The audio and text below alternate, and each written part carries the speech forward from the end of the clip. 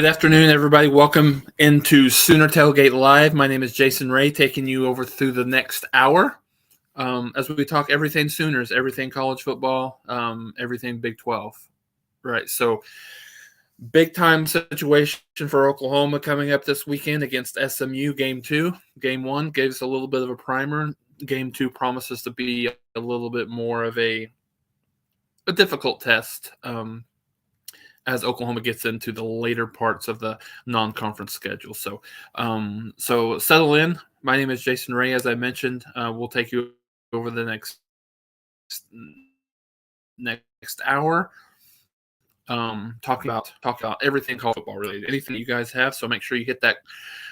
Put your comments in. Any comments, questions, violent reactions, anything that you guys have, and we'll get through there. So just a couple of other things before we get started. Make sure you guys are joining Oklahoma Sooners Live. We typically go at 11:30 a.m. on Wednesdays. Sometimes we have to change that based on schedule. So really, really important to make sure that you guys hit that subscribe button, notification bell, so that you know if we have to change, when we do change, so you guys will know when we do that. And then obviously typically we'll do this on Fridays at 3 p.m. as much as we possibly can. And then we're always going to have our Oklahoma post game live. I hope you can see that on the ticker here as we do our post game. So just a little bit of a, not necessarily a change from a timing perspective. So ready, prepared. We will do our post game live at 10 p.m. On Saturday evening. Oklahoma game starts at 5 p.m. on ESPN Plus. Typical ending time will be around 8:30 or so. I'll give folks a little bit of time to finish up if people are watching that.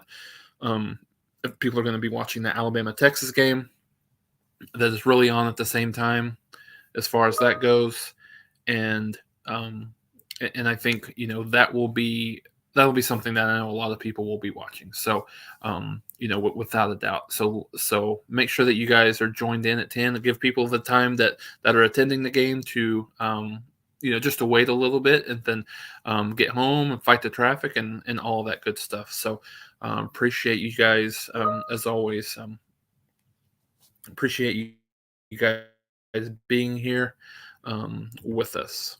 Okay, so just on the agenda today, we'll do a little bit of an SMU preview, talk about the game, some of the key matchups, talk a little bit about recruiting, and then I teased this when I mentioned this on Twitter. So if you guys that joined in or saw the tweet or anything like that, we will.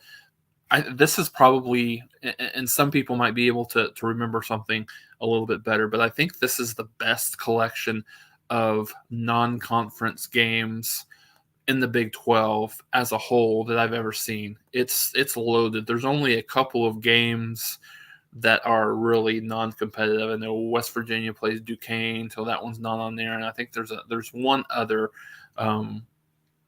game that doesn't look to be a competitive game. And some of them are a little bit under the radar, and some of them are the biggest games of the weekend. So we'll talk about those and preview those and things like that as well.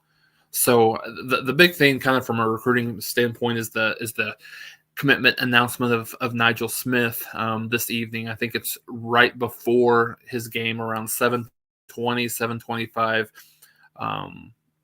This would be a complete shocker if it's not Oklahoma. Everything that he's been tweeting, everything is trending to Oklahoma. There doesn't really seem to be much of any questions about that in terms of where he's going to go. So expect that to be Oklahoma. I think everyone's Fong even crystal balled him a little bit ago this afternoon to Oklahoma. So another big time 4-star commitment on the defensive line. So I think you'll continue to see these things working for Oklahoma's sake, especially if they continue to play, if they play defense at a high level this year, or even at a decently high level. Right. So I think that's the one. There's a couple of offensive linemen, actually 3 that Oklahoma's in good spot for. Grant Brick seems to be a little bit of a 50-50 battle between Oklahoma and Nebraska now. Daniel Akanami, the kid from England that is that came in for a visit this past weekend. I think Oklahoma's in good space there. Eddie Pierre-Louis is another offensive lineman that seems to be between Oklahoma and UCF. So I think those are three big names across the offensive line that Oklahoma is looking to finish this class with. Kind of from a defensive line perspective, I think, even though Nwaneri has committed to Missouri, I think Oklahoma's still battling there. I think it's going to be one of those things that's not really ending until until he actually puts pen to paper. So I think there's nothing that I would say is pending right now that that he's going to flip or anything like that. But I think it's something to keep an eye on as Oklahoma is going to need to do just in terms of to be able to get his commitment. Danny Okoye, local Tulsa Noah star. I think Oklahoma has continue to make a big impression on him.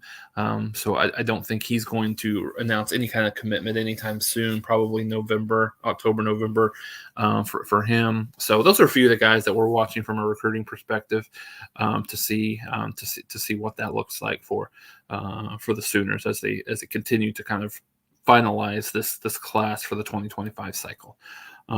So let's kind of go back to Jackson. Thanks for jumping on.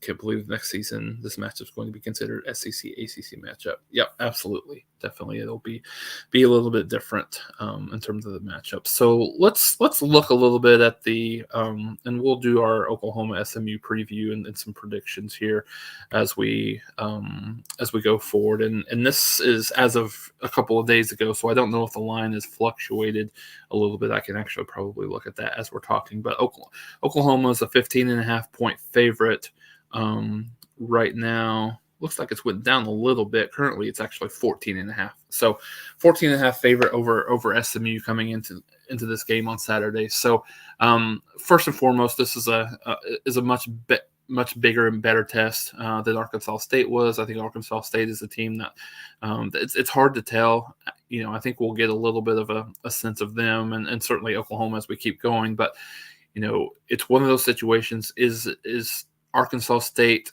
that bad, or was Oklahoma just that good on Saturday? So I think you have to believe, at least at this point with this small sample size, it's probably a little bit of both. Oklahoma's probably not quite 73, maybe not 73 points better than a middle of the road group of 5 team. So if this is like one of the, it could be a situation where Arkansas State is truly one of the worst FBS teams in the country, or it could be a situation where things just got rolling really early for Oklahoma and Arkansas State was just a little overwhelmed. So I think certainly both of those things can be true. But I think it'll be interesting to see as we move forward. Arkansas State plays Memphis this weekend. Obviously, we know Oklahoma plays SMU. So as you move forward to SMU, watching a little bit of their tape that I did this week, and then obviously looking at the matchup, I think this has a chance to be, outside of Texas, I think this has the chance to be the best offense that Oklahoma is going to face all year. And so I think a lot of times you look at SMU and you kind of look at that and think, well, this is a group of 5 team. This is not going to be a significant challenge for Oklahoma. But I think you can take pride in the fact that 14.5 point favorite at home in Norman. That I think there's a lot of respect for SMU as a program and what they're able to do. A couple years ago they beat TCU. Last year they played TCU about as close as anyone did, obviously outside of Georgia in the Georgia and Michigan there in the national championship game within the semifinals. But this is a team that they're not just good at the skill positions. They had one of the best transfer portal classes from a group of 5 perspective in the country. I think, depending on what's look at, number 11 overall in terms of what that transfer portal class looked like, and they've got a lot of really talented kids at the skill positions. Preston Stone is their quarterback. He played one game last year, started one game. I'm sorry, he played in more than one game, but started one game, got injured against Tulsa. So he made his second career start against Louisiana Tech on Saturday. This will be his first road start, so it's going to be really important for Oklahoma to, to put the pressure on him from a noise perspective, right? Get him in some predictable third and long situations where Oklahoma can be a little bit more exotic in defensive coverage and blitzes and what they're doing up front and things like that. So, to get him rattled. So. What you saw from him is, I think I mentioned this with Mark the other day, that he's a kid that is the most highly recruited kid that SMU has had since the 80s, since the Pony Express days. So really big time overall player that a lot of people really wanted. So, but the other thing that you can see, he is very inexperienced, and he does have the tendency in a few throws that he made on Saturday against Louisiana Tech to just throw the ball up and go trust his receivers to go get it. So I think that's something that Oklahoma might have an opportunity to take advantage of in terms of some interceptions or just making plays on the ball deep. So you look at him, skill position players at the running back position. They've got three transfers in. And one of which is going to be really familiar face and really familiar name to Oklahoma fans. So L.J. Johnson was their leading rusher over 100 yards last week against Louisiana Tech. He's a kid that has transferred over from Texas A&M. Jalen Knighton, another running back, he played extensively as well last week, transfer from Miami. And then the name Kamar Wheaton, he was suspended for game one due to a team rules violation. He'll be available. So they've got three really solid running backs, probably the best running back tandem in the American, probably one of the best that Oklahoma's going to face. Wide receiver Jordan Hudson, transfer over as well. Tight end RJ Maryland. So they've got a lot of skill position players that, that played roles at other schools, some prominent roles, but definitely played roles that are going to be a significant improvement over what Oklahoma saw against Arkansas State. Offensive defensive lines are a little bit better than you would expect, particularly in the middle. I think where Oklahoma has an advantage is Oklahoma's edge rushers against their tackles, where they don't really move super well.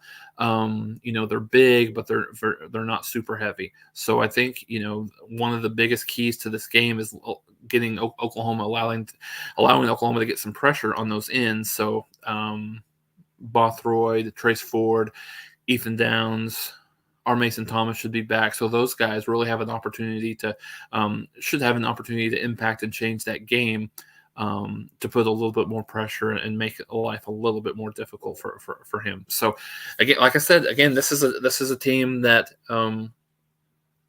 is pretty good on the offensive side of the ball. So if Oklahoma's going to give up some points in this game. So just kind of depends on how much. I think if you look at this at the end, and of course, it kind of depends on how the flow of the game works and things like that. But Oklahoma gives up 17 to 24 points. I think that's a good, solid defensive effort in this game, because they're going to score some points. They've got, as I mentioned, I'm not just saying this. I do firmly believe they're probably the second best offensive team that we're going to face.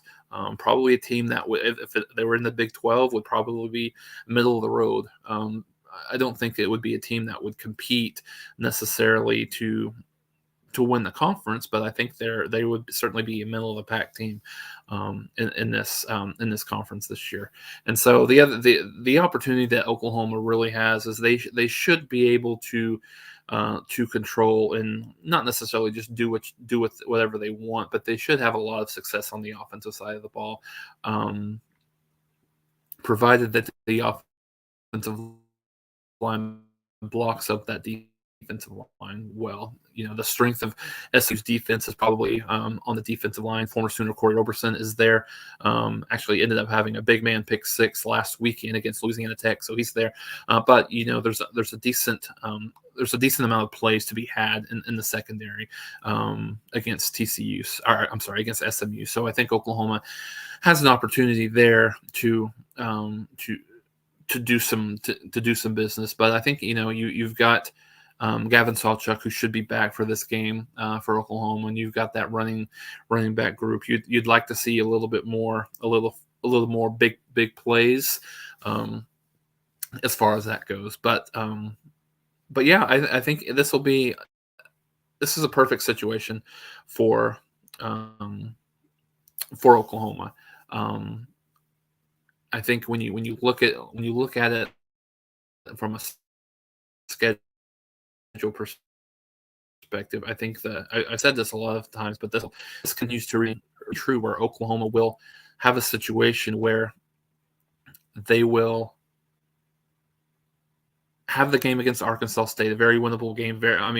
Obviously at this point, but coming into it, very winnable game in a situation where Oklahoma very much had the opportunity to kind of get off to a good start, get some confidence and things like that. Then you move into week 2, still at home, a game you still feel that you should win, but we'll challenge you on that, specifically on the defensive side of the ball, and challenge everything that you do and things like that. So both teams are really vanilla. SMU is very vanilla on offense, particularly in the second half. I think Oklahoma was pretty vanilla as well on defense against Arkansas State. So again, I think a really interesting chess match between SMU coach, offensive coordinator as well, but coach Rhett Lashley, and then obviously Brent Venables on the defensive side for Oklahoma. So I think that will be very interesting. In terms of a prediction, I've kind of landed on somewhere around 45-24. I think Oklahoma's in a situation where they win this game comfortably. There's maybe a few intense moments early on in the game, but I think overall Oklahoma, the depth and just their ability to wear down SMU looks good. Maybe SMU might get a late touchdown to make it look a little bit closer than what the score indicated, but I'm going 45-24 Oklahoma. Again, they have a good offensive performance, and again, I'm just going to say 24 points against SMU should be considered a victory in terms of the maturation of this defense, because I think they're a team that's going to be able to score points on everyone they play this year. So let me know what your thoughts, score predictions are, and things like that. And I'll get to Lori had a comment. You can follow him. He's going to actually do this on his Instagram Live as well. So you can follow that on his IG account, and that live commitment will be there around 7:20, 7:25 is what I've heard. So let's go into some of the games. If you guys have any specific questions about the Oklahoma SMU game, let's we can dive into it. But while you may be thinking of a few or anything like that, let's go through the slate. And like I said, really for those of you that are just big time Oklahoma or big time college football fans, obviously Oklahoma fans, but just overall football fans, this is just a significantly better weekend slate of games, very specifically for the Big 12, but then overall it's a better slate of games as well. So going through that, so the first game actually starts tonight. Illinois is at Kansas. Kansas is a 3.5 point favorite going into this one. Interesting games earlier in week 1 for both of these teams. Illinois had to just hold on to barely beat Toledo. I believe it was 30-28 in their home opener. Kansas kind of sleptwalked a little bit through the first half against Missouri State, but then kind of poured it on their late, winning, I believe 45-17 was the final score of that one. So really, really interesting matchup here in both of these two teams. I think the quarterback decision will be interesting. Kansas, Jalen Daniels did not play at all against Missouri State. Jason Bean was the starter, performed really well. Those of you that remember him, he actually played against us last year, played really well in that game as well, scored a lot of points for Kansas. So this will be a very, very entertaining game. I lean a little bit Kansas. I don't know how much I love the 3.5. It was at 2.5. I'd like it a little bit more, but I'm going to lean Kansas to win this game over Illinois. And the next one will start on Saturday. Utah at Baylor. Utah is a 7.5-point favorite in this game. So there's a couple of games here where you've got Big 12 teams that struggled in week one and trying to kind of get off the mat, so to speak. So Baylor just an awful performance against Texas State. Texas State was dominated that game for a large majority of the game. It was close, but as the game kept going, TJ Finley was the transfer in from Auburn.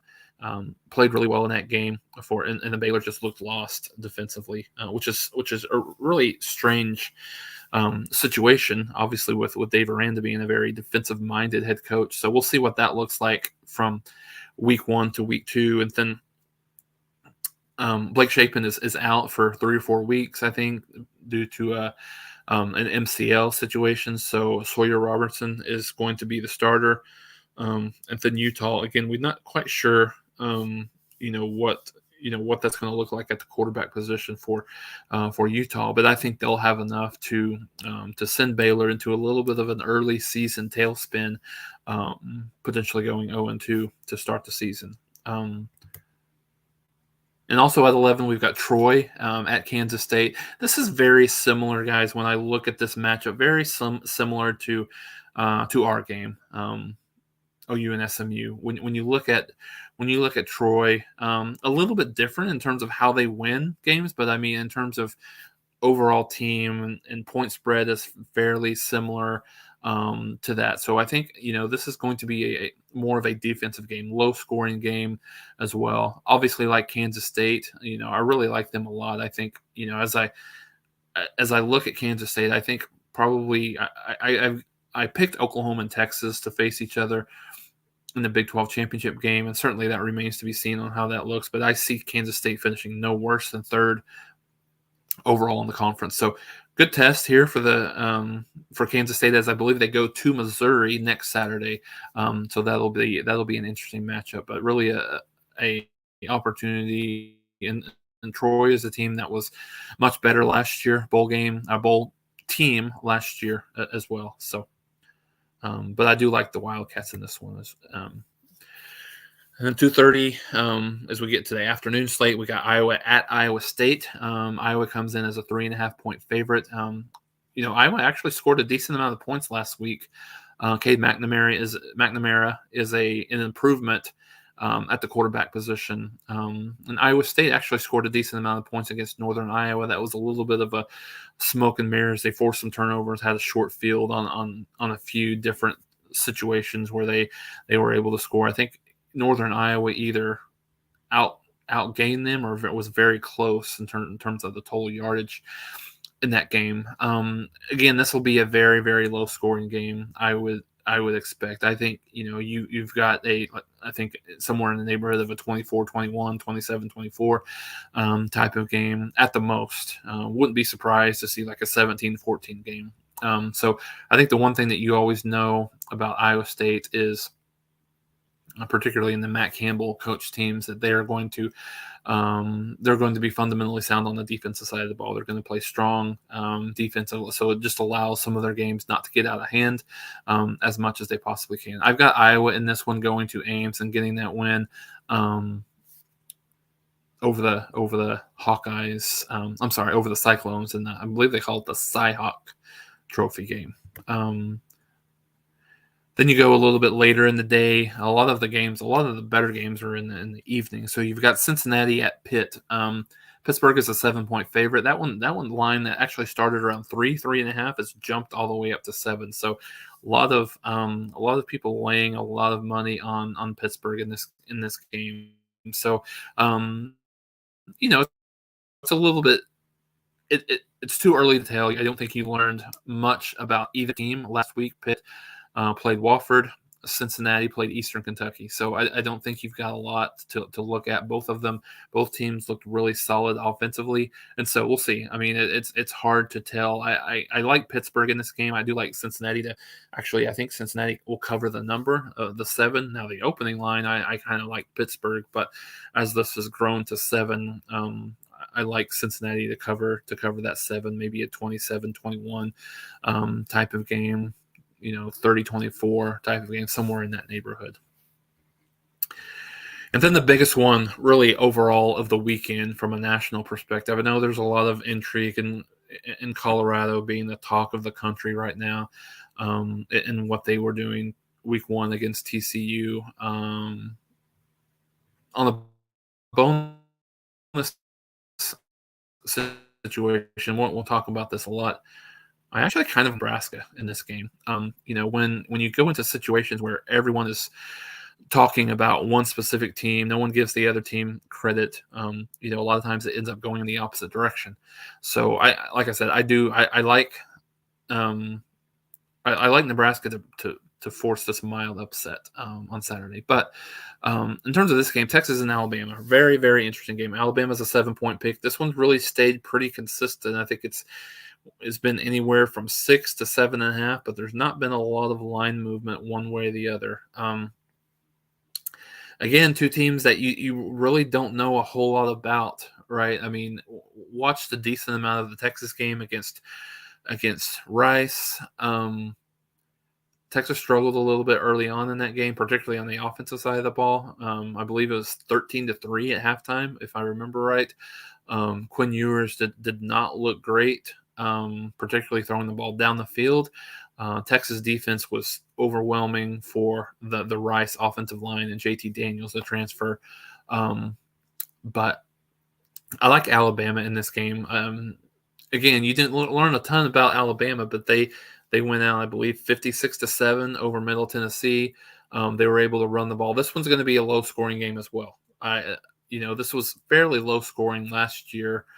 I can't remember the final score. It was a 1-2 point game, but I think it was in the upper teens, low 20s. Wouldn't be surprised to see that again. Texas' strength is going to be on the defensive side. Their defensive line is tremendous. They have a really, really solid defensive line. So, and then Alabama's strength is going to be running the ball, at least right now. I don't think Jalen Milroe is a really experienced passer at this point. So I think they're going to try to rely on the run game a little bit, and then kind of the same thing for Texas. How good can Quinn Ewers be? He was really, really, really good. Probably his best game of the year against Alabama last year, but then got hurt, and we all know how that went. And Alabama went on to win the game. But what does that look like in week 1? So I've got Alabama. I think Alabama wins like a 10-point game. I'm going to say somewhere in the neighborhood of like 24-13, something in that area. Again, at the same time, really another one, Oregon at Texas Tech. Oregon scored 81 points last week against FCS Portland State. Texas Tech started off really good against Wyoming. That game was a late game. It was a later game, but then it ended up getting delayed for about an hour. So it ended late, but Texas Tech was actually up 17-0 in that game. Then they started. Then they struggled a little bit as the game went on, and Wyoming ended up winning that game in overtime. So again, here's another situation where there's not a lot of people talking about Texas Tech. A lot of people talking about how good Oregon looked, and so this one's sneaky.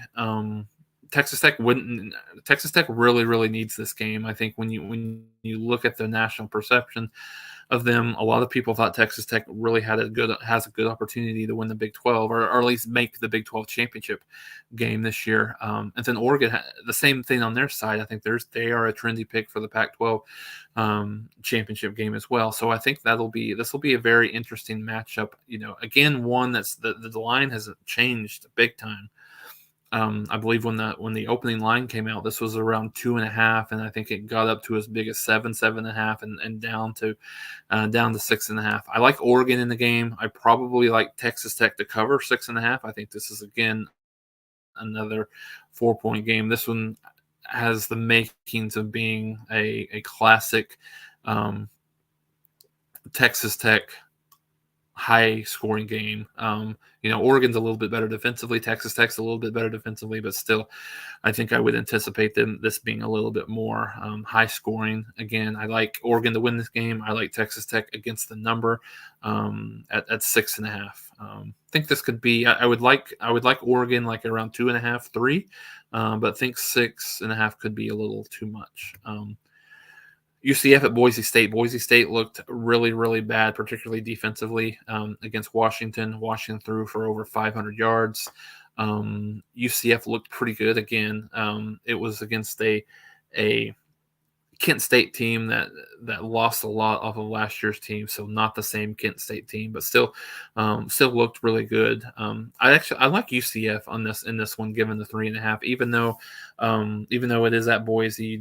Crazy things happen at Boise, but I do like UCF to cover this. I think about a 7 to 10 point game is what I would say based on what I saw from week 1. Houston at Rice is a little bit under the radar a bit. Houston got a nice win over UTSA in week 1. Again, it's only a 9-point spread. Rice played Texas fairly tough for a half, so I think you get an opportunity here to see, is there a big difference between Houston and Texas right now, talent-wise? And so, I mean, I lean Houston in this one, even though it is kind of on the road, right? I mean, it's not a huge road trip, but I like that. I like Houston in this one as well. Excuse my typo on this one. This one's actually a 9:30 game, not 6:30.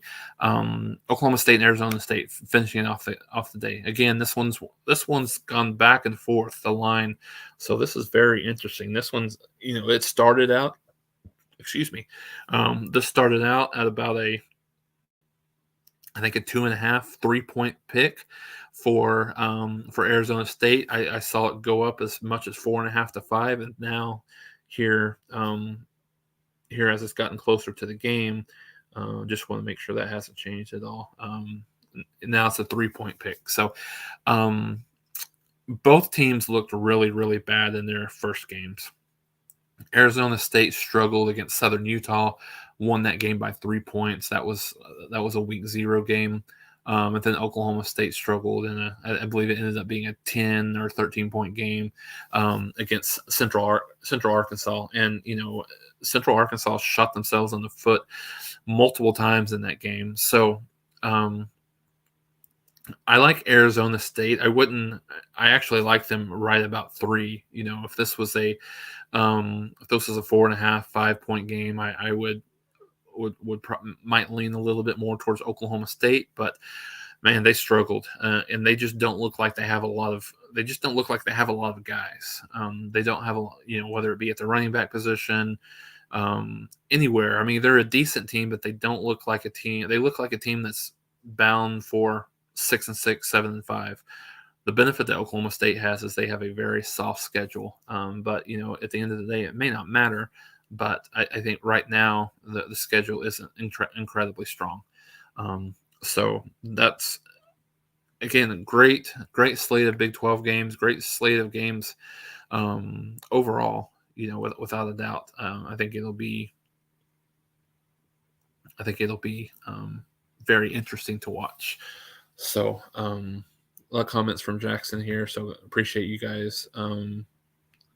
Possible. Yeah, it's possible. I mean, I think the one thing that's very interesting in these weeks, as you go to week 2, is not really having a super, super great feel for how good teams are. Like I said, Boise did not look good at all, gave up over 500 yards. Again, one of the best passing teams in the country, one of the best quarterbacks in the country, Michael Penix Jr., and with those receivers that they got, they looked really, really good. And so was it a matter of Washington is just that good, or Boise State's defense is a little bit is not quite what they've been in the past? Oh yeah, absolutely. Houston not leaving the state, it will definitely help them. I don't think that they're going to be a team that challenges for the Big 12. I still think they're probably in the lower half of the league, without a doubt. Um, and yeah, that's interesting that those are going to be Big 12 games next year, without a doubt. So um, not a whole lot of comments here, so we can go ahead and end this early today. I'll let everyone enjoy their weekend. So make sure you guys are tuning in to the Kansas Illinois game, 6:30 p.m. Tonight on ESPN. Should be a very interesting game. And then as you go forward through the weekend, lots of great games. Remember, make sure you guys catch us live tomorrow. We'll be here live at 10 p.m. Breaking down most importantly Oklahoma and SMU. But more than that, we will start. We will talk about all the other games that happened in the country, and maybe look ahead a little bit to Tulsa and in week 3 for Oklahoma as they conclude their non-conference slate. So always good to be with you guys. Make sure you guys continue to follow us, like, subscribe, hit that notification bell. Remember, we're going to go live on Wednesdays, typically at 11:30. That may change based on schedules. Um, Typically, we'll do this again as well on our tailgate show. And we'll have this all year, not just during football season. We'll have this all year, and we'll tailor it to kind of some of the things that Oklahoma's got going on sports wise. And then don't forget 10 p.m. a little bit later night for us on Saturday. But make sure you join in with us on Saturday at 10 p.m. and we will talk about Oklahoma. Hopefully Oklahoma's victory over SMU, and then all the other games as well. So everyone have a wonderful evening, and then enjoy the football tomorrow, and we will talk to you guys soon. Boomer Sooner, God bless.